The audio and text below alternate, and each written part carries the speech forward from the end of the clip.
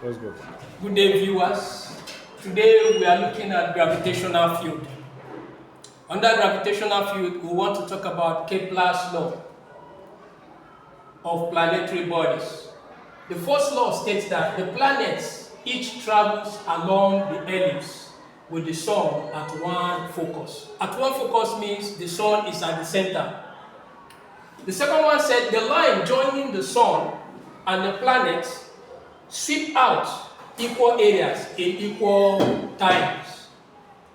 The third one, which is where our interest lies today, is the square of the period of revolution of the planets are proportional to the cube of their mean distance from the sun.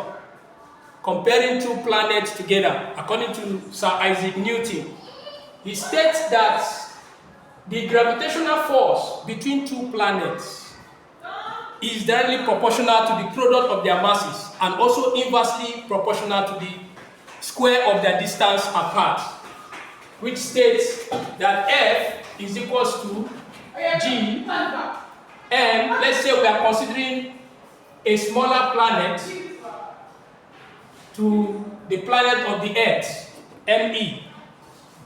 Then the square of the distance apart of those two planets. Now, we want to show, according to Kepler's third law, that the square of the period is proportional to the what?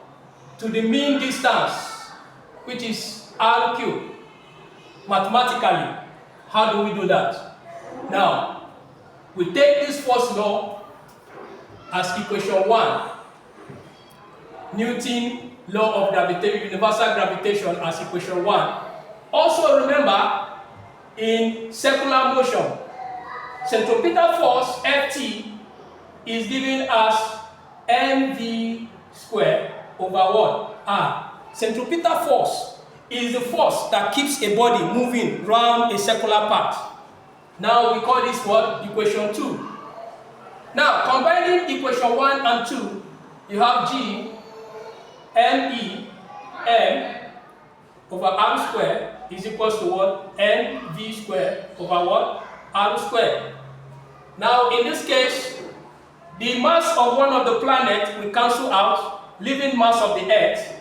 So you have G, which is the gravitational constant according to Sir Isaac Newton, is given by R squared equals to what? V squared over what? Over R squared. Okay? Sorry, there's no square here, sorry. Okay, so over R, this is what we have. So we cross multiply, you have G M E R is equals to what? V squared R squared. So one of these R will cancel out. You have G M E is equals to V squared. Then this is what we have. Okay, you just have R here.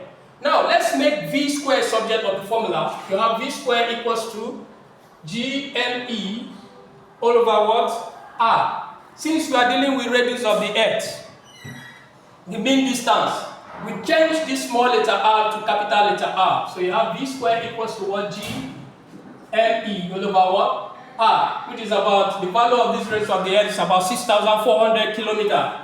Now, based on this now, remember or recall from simple harmonic motion or circular motion that the angular velocity is given by what? 2 pi f.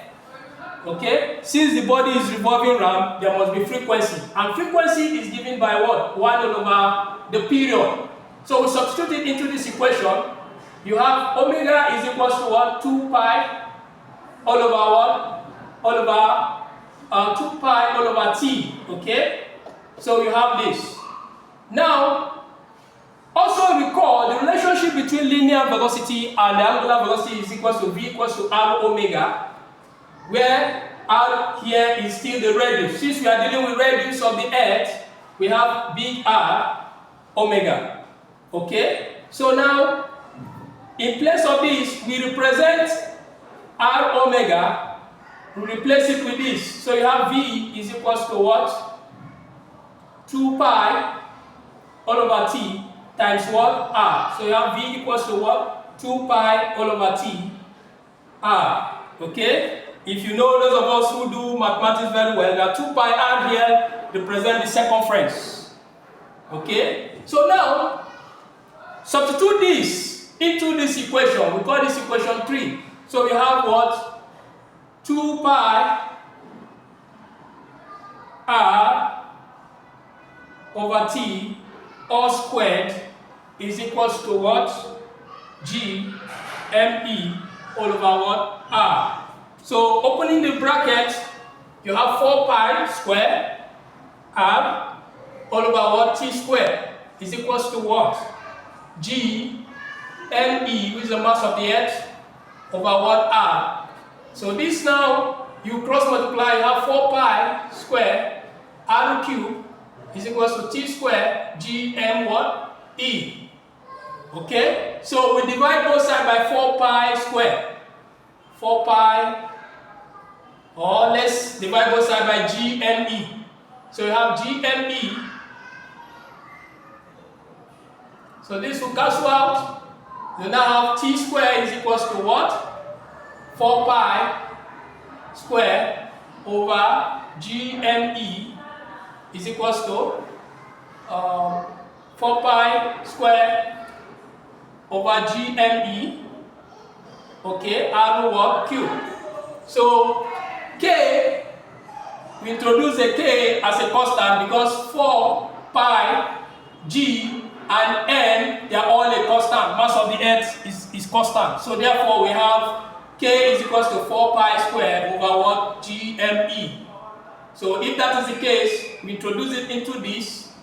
You now have T square is equals to K R what? Cube. And this is Kepler's third law of planetary bodies. Thank you.